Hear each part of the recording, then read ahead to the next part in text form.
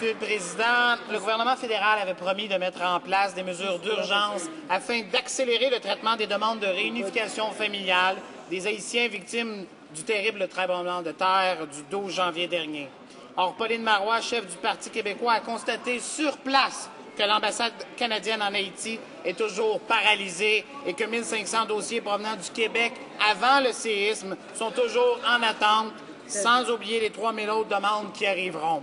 Comment le gouvernement explique-t-il que sur le terrain, rien ne bouge?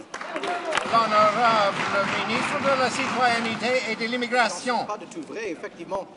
J'encourage mon collègue d'apprécier le travail incroyable de nos fonctionnaires qui font face aux défis logistiques énormes.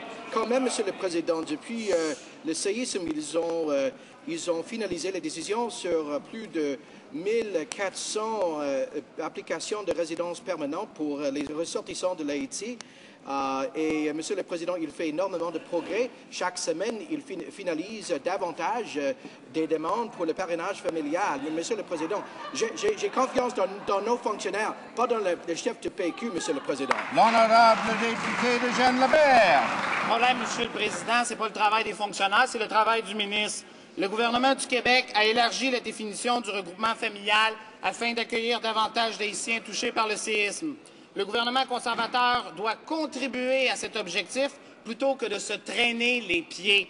Le premier ministre peut-il confirmer s'il y a eu entente avec Québec pour reconnaître et accélérer les demandes éventuelles provenant du nouveau programme québécois, même si les critères de ce dernier ont été élargis? L'honorable ministre de la Citoyenneté et de l'Immigration. Oui, Monsieur le Président, j'ai rencontré mon homologue québécoise avant l'annonce du Québec d'un programme spécial et j'ai donné à Mme James un engagement qu'on va traiter des dossiers provenant du Québec de façon accélérée.